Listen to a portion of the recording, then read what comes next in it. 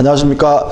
자, 이번 강의는 페이지 189페이지입니다. 189페이지 보시면 공시 원칙과 공신의 원칙이 나오고 1번 공시 원칙이 나오는데 공시 원칙 개념은 제가 저번 강의 때 말씀을 드렸죠. 다시 말씀드리면 자신이 권리자임을 보여주려면은 대외적으로 보여주려면 부동산은 등기, 동사는 점유를 해야 된다는 원칙이 공시 원칙인데 넘겨보시면 공시 방법에 관한 입법주의에서 190페이지에 나오고 있습니다. 그죠? 자, 그럼 생각을 좀 해보죠. 공시 원칙이 두 가지 입법주의가 있습니다. 첫 번째 나오는 게 형식주의고요. 현행 우리 민법이 채택하고 있고 독일 민법도 채택하고 있기 때문에 이거를 독일법, 독법주의라고 하고요. 구별해야 될 것이 뭐냐면 의사주의죠. 의사주의는 현재 일본 민법이 채택하고 있는 입법주의고요. 프랑스 불란서 민법이 채택하고 있다 그래서 불란서법, 불법주의라고도 합니다. 형식주의가 이제 우리나라니까 좀 생각을 해보죠. 쉽죠, 이게. 갑이 A라는 건물에 대해서 소유권 등기라고 있어요. 을이 갑과 만나가지고 매매 계약을 했고요. 을이 갑에게 대금을 다 줬어요.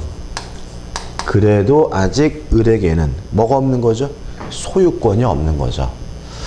을이 소유권을 취득하려면 갑으로부터 뭘 받아야 돼요? 이전 등기를 받아야 비로소 을은 소유권을 갖게 되는 거죠.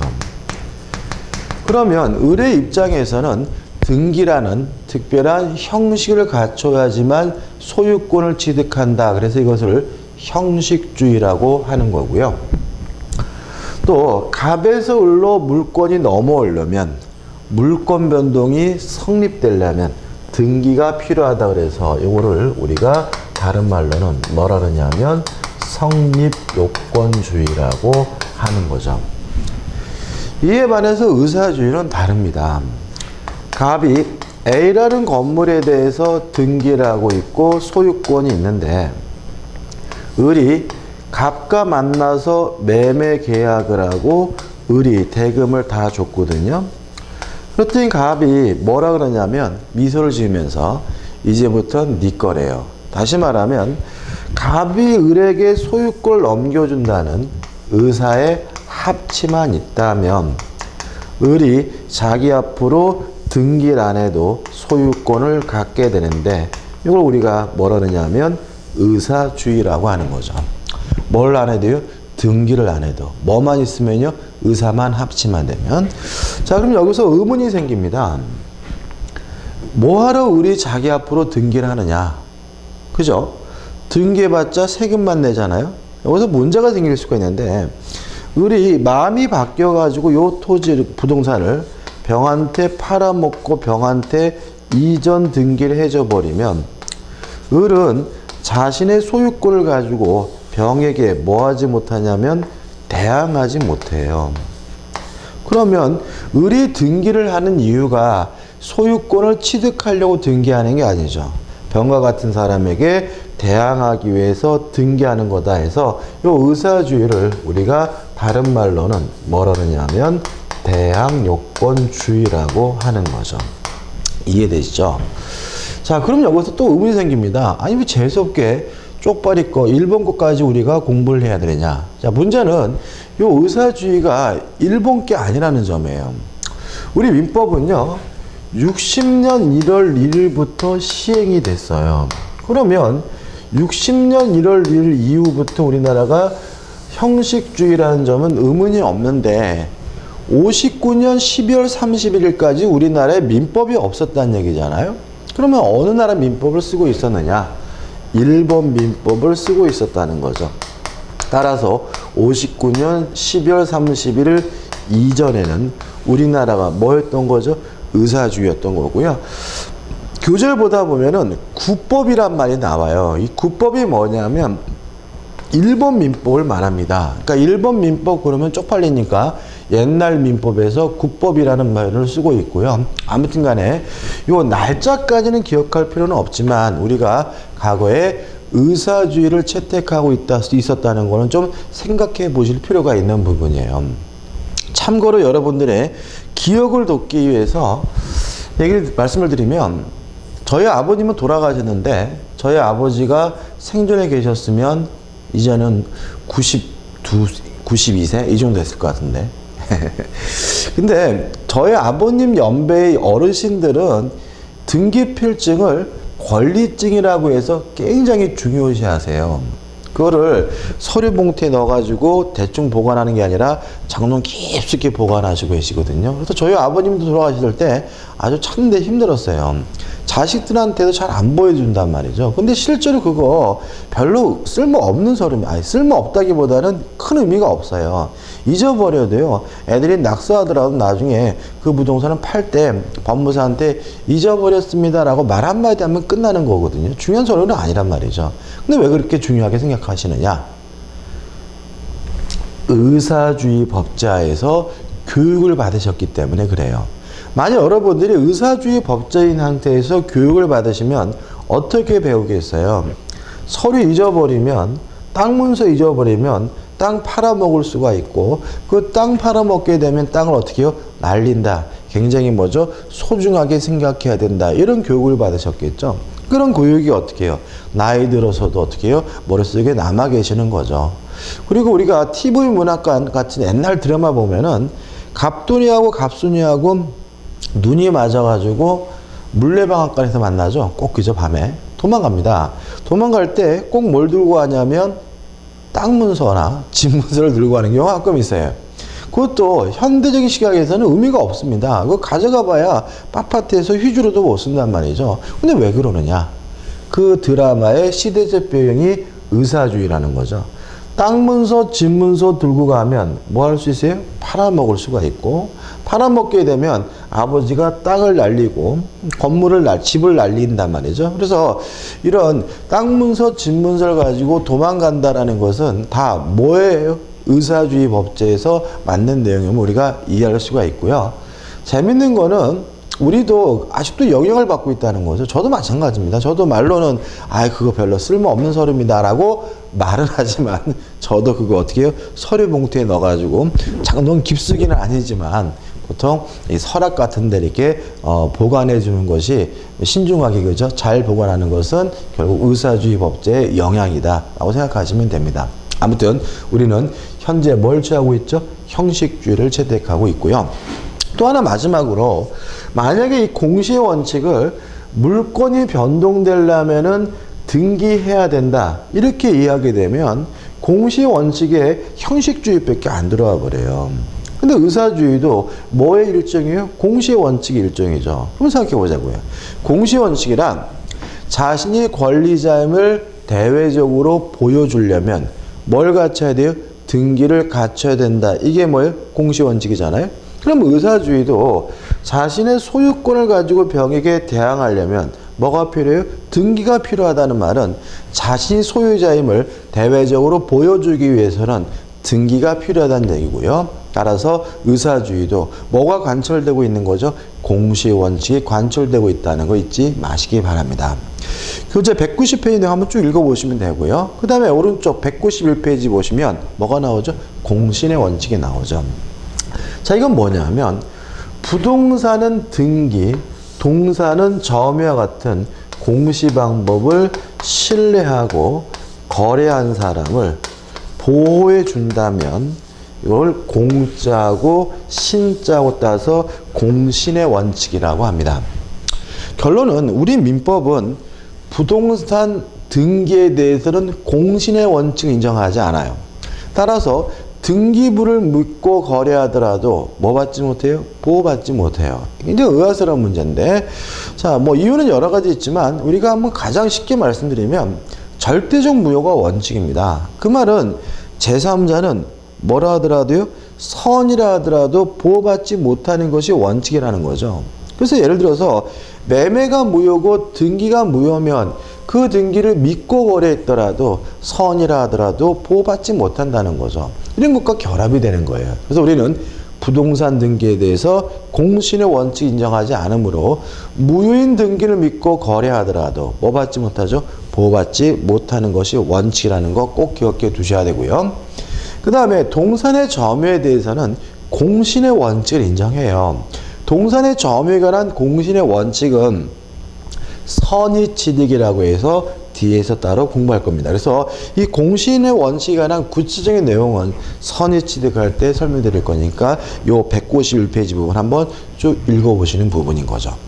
자, 넘기셔가지고 공시원칙과 공신의 원칙과 관계, 물론 밀접한 관계 있고 한번 읽어보시기 바라고 정리하는 의미에서 대표 예제를 풀어보도록 하죠. 물건 변동의 공시에 관한 다음 기술 중 틀린 것은 1번 부동산 물건에 관하여는 등기를, 동산의 물건에 관하여는 점유를 공시 방법으로 한다. 맞네요. 2번 물건 변동에 관한 의사주의 법제 아래에서는 공시 원칙이 인정될 여지가 없다. X죠. 의사주의도 무엇은 관철되고 있는 거죠? 공시 원칙은 관철되고 있는 거죠. 답은 2번이고 3번 공시의 원칙은 물건에 관하여만 인정되는 것이 아니고 배타적 권리의 변동 등기에도 물론 적용이 되고요. 4번 등기나 점유 외에도 특수한 공시 방법이 관습법상 인정되고 있고요. 이걸 우리가 명인 방법이라고 하는데 뒤에서 다룰 거고요. 5번 물건은 배타적 지배권이어서 제3자에게 미치는 영향이 크므로 그 물건의 표상 표식으로서 공시가 필요하다라는 것도 일반론적으로 맞는 지문이겠죠. 답은 2번입니다. 자, 우측에 보시면 제3절에서 뭐가 나오냐면 물권행위라는 개념이 나오고 있습니다. 이거는 이론적인 부분입니다. 그래서 우리가 그동안 해왔던 당연시했던 내용들에 대한 이론적 밑거름이 되는 얘기인데, 일단 우리가 물권이라는 개념이 나오면 무엇과 구별해야 되냐면 채권행위라는 개념하고 구별하실 필요가 있어요. 일단 채권행위라는 말은 뭐냐면 간단하게 말씀드리면 채권을 발생시키는 법률행위를 채권행위라고 하고요. 물권행위는 물권을 발생시킨다 이렇게 기억하셔도 되고 물권을 변동시키는 법률행위를 우리가 물권행위라고 합니다. 개념은 간단하죠. 채권행위는 채권을 발생시키는 행위, 물권행위는 뭐죠? 물권을 변동시키는 행위예요. 교재가 제가 좀 어렵게 적어놓은 경향이 있는데 솔직히 안 보셔도 돼요. 제가 지금 설명드리는 것만 대충 무슨 말인지 감만 잡으시면 되는 거고요. 그럼 예를 들어 볼게요. 갑이라는 사람이 자신이 소유하고 있는 A 건물에 대해서 을과 만나서 맨 처음으로 뭘 했냐면 매매 계약을 했어요. 매매 계약을 하면 이제 을은 갑에게 계약금도 지급하게 되고요. 또 중도금도 지급하게 되고요. 그리고 마지막으로 잔금을 을이 갑에게 지급하게 되는 거죠.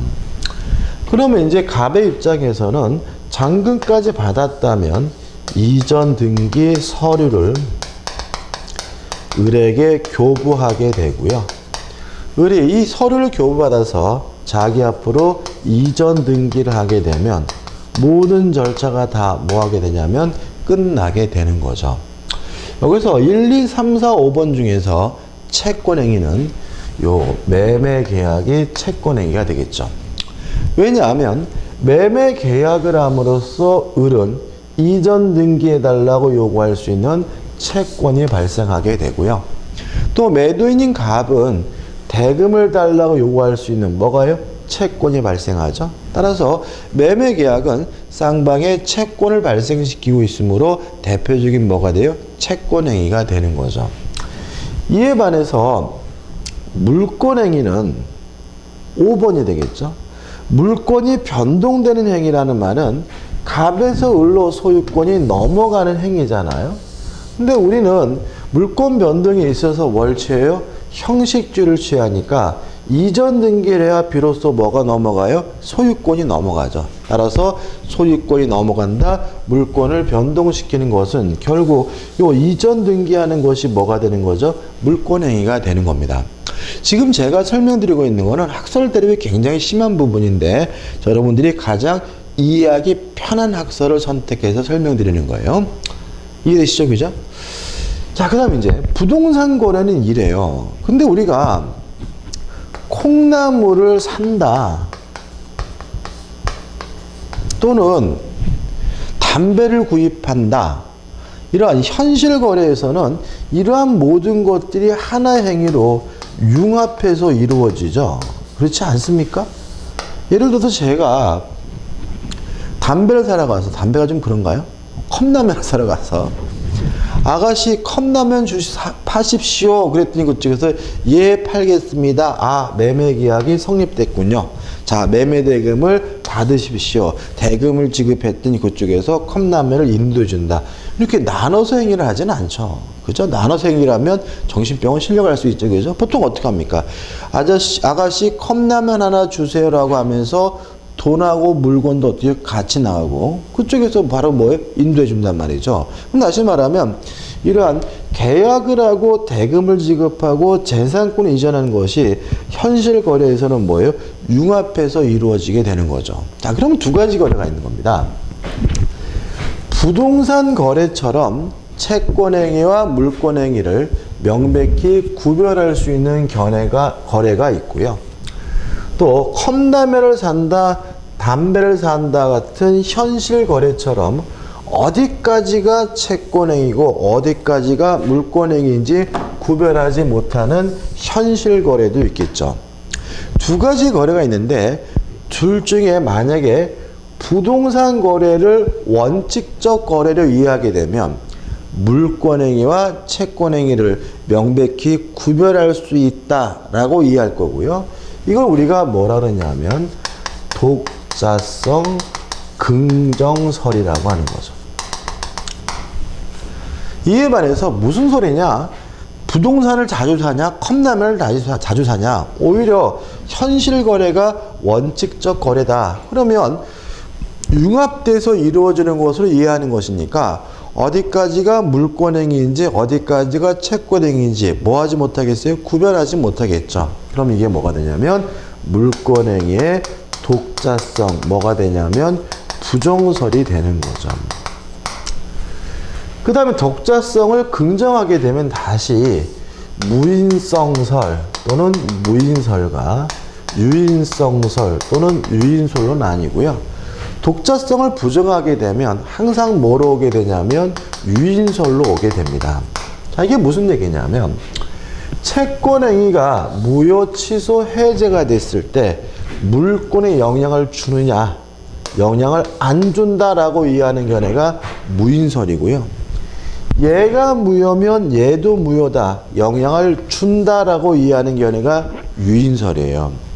근데 독자성을 부정해서 이런 것들이 융합돼서 이루어지는 것이 원칙이라고 이해한다면 영향을 안 준다라는 것은 존재할 수 없으니까 독자성을 부정하게 되면 항상 뭐로 오게 돼요? 유인설로 오게 되고요.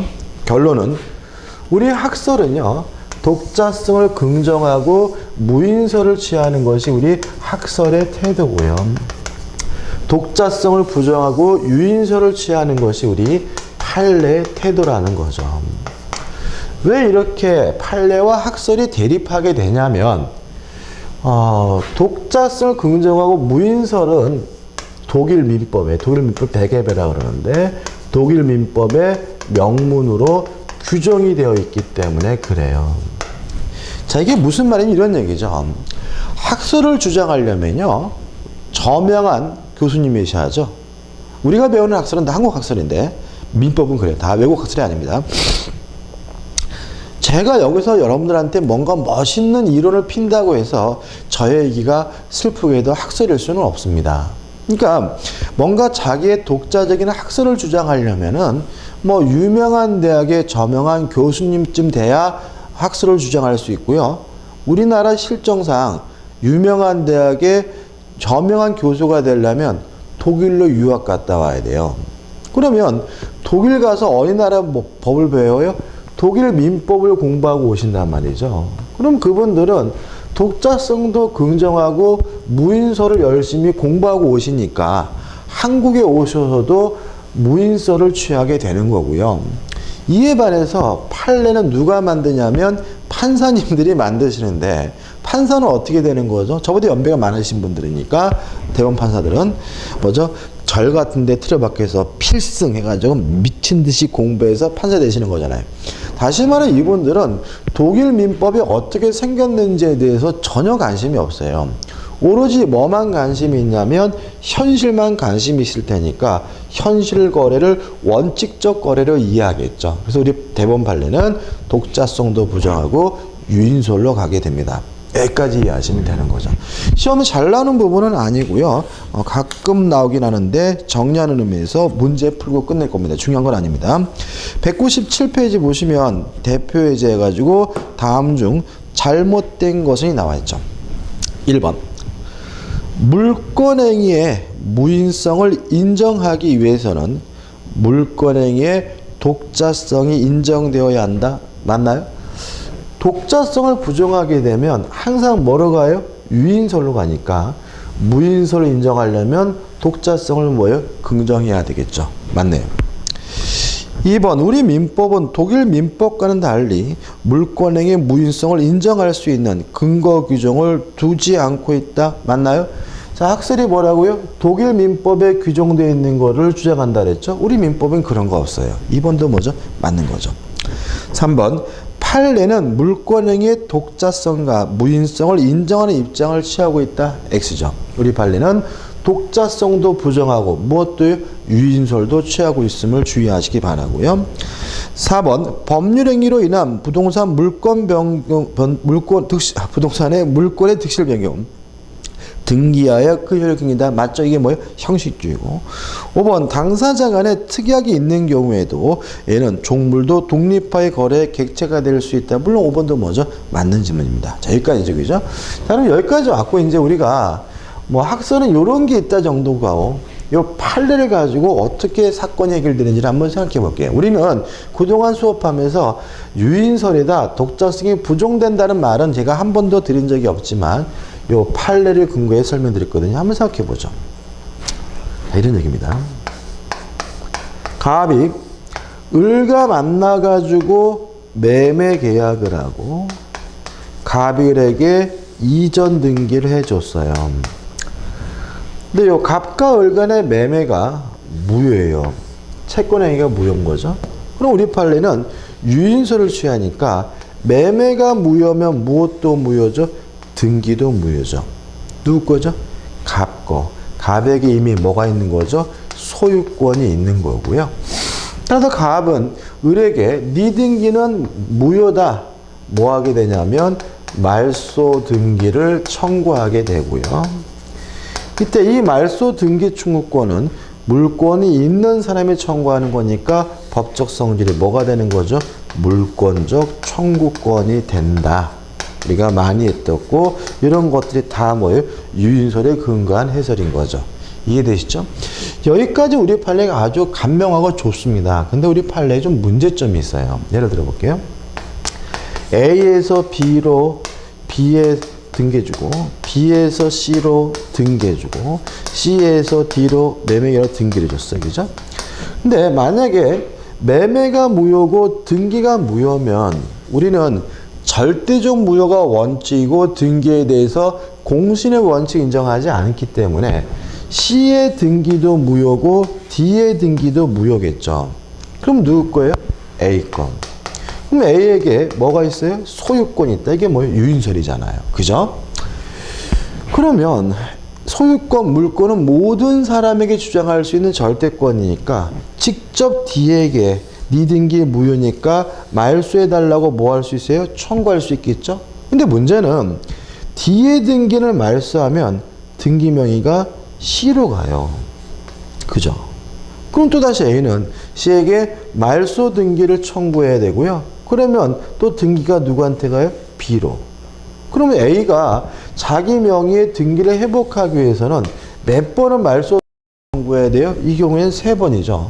재판을 통해서 한다면 30년이니까 9번 재판해야 등기명을 회복할 수 있다는 것은 말도 안 되는 거죠. 그래서 유인설의 가장 치명적인 약점은 이렇게 법적 절차를 복잡하게 만든다는 문제가 있어요. 그래서 우리 판례는 양보를 해서 A가 D에게 말소 등기를 청구하는 것이 FM이지만 꼭 이렇게 복잡한 절차를 반복할 필요는 없으므로 직접 이전 등기해달라고 청구하는 것도 가능하다는 것이 우리 판례 입장이에요. 따라서 갑은 을에게 말소 등기를 청구하거나 아니면 이전 등기해달라고 청구할 수가 있는데요.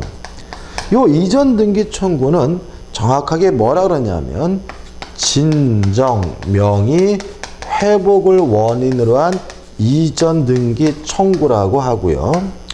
물론 명칭은 이전 등기 청구는 있지만 어차피 누가요? 소유권, 물권이 있는 사람이 청구하는 거니까 법적 성질은 뭐가 돼요? 물권적 청구권이라는 점은 같은 거죠. 그럼 정리해 볼게요. 매매가 무효면 무엇도 무효가 됩니까? 등기도 무효가 됩니다. 따라서 갑은 을에게 등기를 말소해달라고 청구할 수도 있고 아니면 진정명의 회복을 원인으로 이전 등기해달라고 청구할 수도 있고 선택할 수가 있고요. 물론 갑은 뭐가 있죠? 소유권, 물권이 있으므로 명칭은 다르지만 그 청구권이 다 뭐가 되는 거죠? 물권적 청구권이 된다는 것까지 꼭 이해해 두시기 바라고요. 다른 건 다 잊어버렸다 하더라도 이 부분만은 꼭 숙지하시고 이해하셨으면 좋겠습니다. 자, 이번 강의는 여기까지 하고요. 다음 강의 때 197페이지에 부동산 물권 변동으로 들어가도록 하겠습니다. 감사합니다.